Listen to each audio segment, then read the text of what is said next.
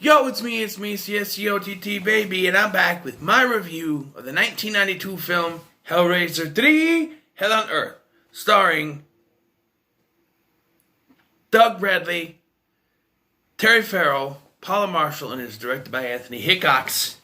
I did it. Trying to remember things when the movie's up there. Okay, so there's one thing I need to point out right away, and it's bugging me watching this film. Did Anthony Hickox, the director of this film, did he have a smoking fetish? There's a lot of smoking, not just your normal, oh, they smoke in a R-rated film. I mean, there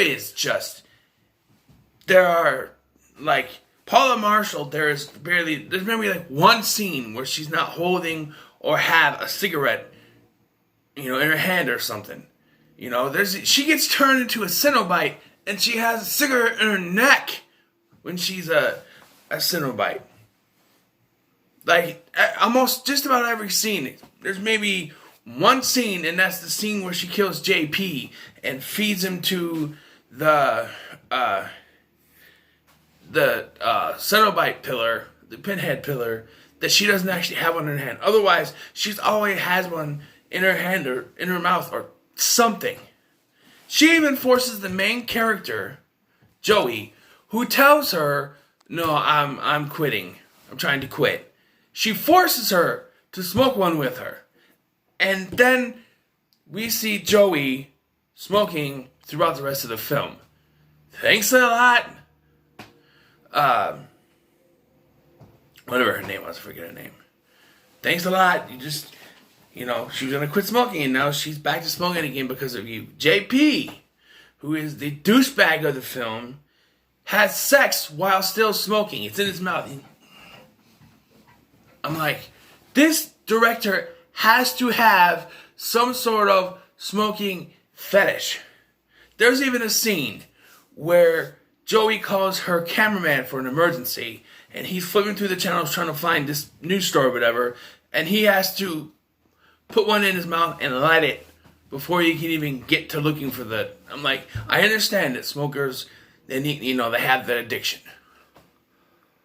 But this movie is ridiculous when it comes to its smoking fetish. It's just ridiculous. There is a scene where Joey goes to talk to JP, and he's surrounded by women at a table, and one of the women reaches over, grabs a cigarette out of his mouth, and holds it for him while he's talking to Joey.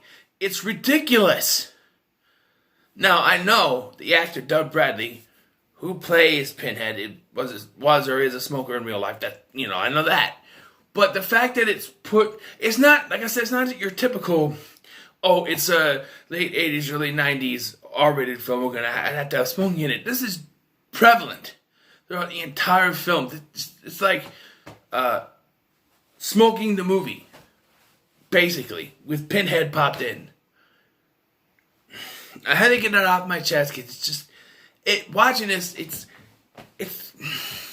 the smokiest Hellraiser movie they have, other than Hellraiser Deader, which didn't actually start as a Hellraiser movie, so we'll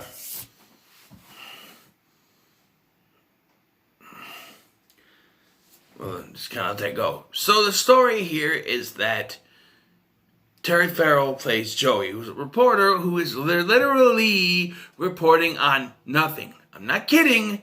Her first news story in this film is she's reporting on nothing. And then something falls into her lap where you see the Paula Marshall's character, and someone's all chained up and stuff. And that, leads her to a story. First thing we see in this, we see JP buying the pillar from the first one, which is now, instead of made of wood, it is now made of stone, which is confusing, but yeah. And then I forget Paula Marshall's character's name, but she ends up going to Joey and she pulls out the Omega configuration from her bag. It's still stone. If the Omega configuration is still frozen in stone, how'd that guy at the beginning of the film die? Because the implication was that he opened it and it killed him. But if it's still frozen in stone, then you can't open it. So how'd that guy at the beginning of the movie die? Because I noticed that this time, if she pulls it out, it's still stone. And I'm just like, wait. If it's still stone, how did that guy begin? It doesn't make any sense. And so she pulled it out of the pillar, and we see later that, you stick your hand in the pillar, it's going to kill you. But I doubt this dude stuck his hand in the pillar. It's indicated that it had something to do with the box, but it's still frozen in stone, can't do anything. Just saying. Anyway, this whole movie's about Joey doing an investigation. She has these visions of her father fighting in Vietnam. Apparently he died there. And it leads up, and I'm not 100% sure because they don't clarify this, but the end, towards the end of the film, in the climax, she's in that dream world again. She runs into her father, and how they just so stupid. She's like, he says her name like 6 times in a row. Joey, Joey, Joey, Joey, Joey. I heard you had something for me, Joey. I'm just like, what? And then she gives him the box, and she's like, how did you know my name? I'm like,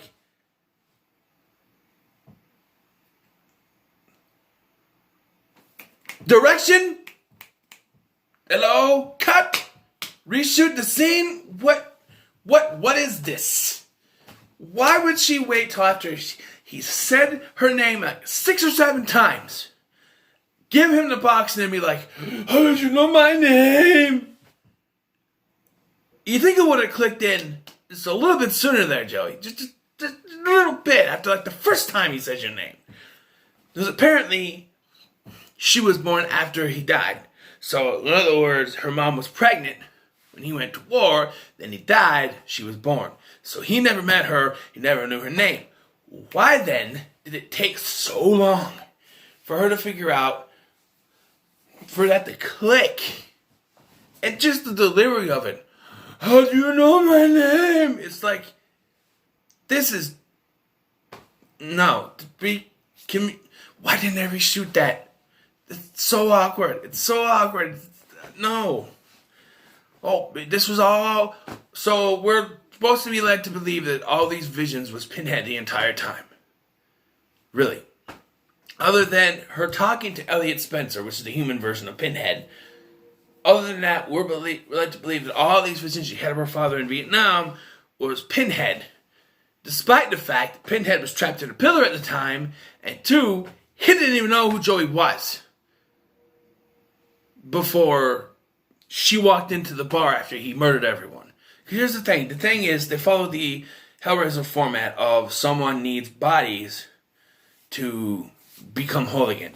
This time, it's Pinhead stuck in a pillar, and they're feeding, JP is bringing naked women in there, and, that's my train of thought. Bringing naked women in there and feeding them to Pinhead, essentially. And they have this plan set up, and he decides, JP decides, I could do it with random naked women. No, I'm going to try to throw my ex-girlfriend in there, which gets him killed in the process, because he gets knocked the fuck out. Then Pinhead's like, bring him to me. And she's hesitant, but he goes in, and then I can think she dies too. They both become Cenobites later. Like I said, she has the cigarette stuck in the throat, and JP's got the sting poking through his head the entire time. I don't know. The Cenobites in this are stupid, because at the end of the second one, they were all killed, so they had to create new ones. And 2 of them are JP and Paula Marshall, and JP has this thing going through his head the entire time. Symbolism, because he likes to have sex with women, so he has something poking him. I don't know. And she has a cigarette sticking out of her mouth. And then, here's my confusion. The cameraman is killed. He's decapitated. Then in the very next scene, he's a Cenobite with a camera scope eyeball. And then Joey runs into Discount Drew McIntyre, I kid you not, just like him. And then he gets killed when the camera Cenobite takes the camera lens and through his eyeball and kills him. And there's a shot where they kill someone with CDs, and that becomes a Cenobite, and he's throwing CDs around because it's 1992. apparently CDs were a thing in 1992. I guess they were. Otherwise, I don't know. I'm not prevalent to that, but I'm just saying the Cenobites in this one is just. And then there's a scene where Pinhead takes one of the pins from his head, pulls it out, and he sticks. There's this little weird worm thing around it. He sticks himself in the hand, and one of the candles goes, poof, and the window explodes, right? So he goes and he takes another one, which I don't know how he did it, but he takes the pin, sticks it back in his head, gets another worm, sticks it in his other hand. How they do that? The other hand is done. I don't know. And another window goes, poof, explodes. And he goes like this. Symbolism being, the crucifixion. Because we're in a church. And he's going like this. The crucifixion. That's what it's supposed to be. And I'm just like, who the fuck wrote this? Someone saw the first film and saw Pinhead go, and saw Frank, as it was, say, Jesus wept. And said, we can do better than that. We can disgrace the Bible better than that. So let's just straight up show crucifixion. Why? I understand this Hellraiser. There is a funny line in this church, though, where Joey tries to tell the priest about what's going on in the Hell Priest and everything. He doesn't believe it. There is no such thing as this. Then Pinhead bursts open the door and she goes, well, what the fuck do you call that? I do like that. I thought that was pretty funny. In the end, though, how she defeats Pinhead is that, so Elliot Spencer fuses with Pinhead, and it looks like Pinhead has got the best of him, but no, he faces out, do something. So she grabs the man configuration box and just starts fiddling with it and magically turns it into a blade, stabs him with it, and it kills him. There's a sequence, though, before this, where the middle circle thing in the man configuration box pops up and lasers all the other Cenobites, even Pinhead, and this is what takes them into this dream world. And then, everything happens, and she stabs him with this, and she takes a configuration box, she puts it in some wet cement. And that sets out, because it shows this building that is designed with that configuration stuff in it, which we find out why in the fourth film it's done this way. But at this point, you're sitting there going, well, if you watch this, and you've never seen the fourth one, you don't know the history of Hellraiser Bloodline, and you're sitting there going, well, if she put the cube in the cement, and it was just built as the foundation of this building, how did they know the designs?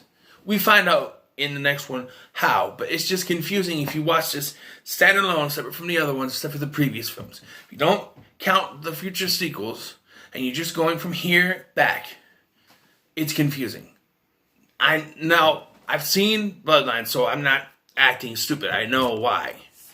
But it's just, if this was a first time watch, if someone watched this for the first time and they see that, not knowing anything about the sequels, and they go, well, how did they know about the design it stuck in the thing? The only thing I can say to that is watch the sequels. Well, skip Inferno, but watch this. I'm going to have to. Interesting tidbit about this is I went to put the DVD in, and I picked the DVD out of the case, because I'll show you what I mean. This is a 2-disc case, and I just not in there, but this disc is 2-sided, and I just took the face up disc and said, okay, so this is going to be 3 and 4. So I put it in, and it says Hellraiser Inferno, and I wasn't paying attention. I put it in, turned around to get something to drink, back around, and I went, oh, fuck! I hate Hellraiser Inferno. And I'm like, no, this is not. So I had to turn it around. Wow, what does it make sense? I don't know. But, yeah, we'll get to that eventually. But, as it stands, Hellraiser 3 Hell on Earth, it's decent, but there is a lot of things that bog it down for me. Like, I get you're gonna, I don't know why, it's not important, but I get you're gonna have smoking in your movie. It's rated R, it's the early 90s. But so prevalent and so much, and even going apart, making it part of an actual freaking Cenobite, you make it a plot point that one of your characters forces another character who is quitting trying to quit smoking to smoke again, and then that character is smoking throughout the film afterwards. How is that? I know there's not gonna be any kids watching, but I don't know. And then you have just some ridiculous plot lines where people are getting murdered, and all Joey cares about is the story. Really? Like, someone gets murdered, and that's how this starts. And she doesn't care, oh, is the person okay? Is he going to be safe? How did it happen? She cares how it happens, but only as it pertains to the story. You know, it's confusing. To the point where she's basically harassing this woman who doesn't want to talk about it, doesn't want anything to do with anything, and eventually forces her to tell her the story of how it happened. She wants to move on. She wants to move past it, but this reporter, Joey, is forcing her to confront this and talk about this. If she hadn't, there probably would be no movie. Probably would have moved on. Yes, the configuration box is there, but I don't know.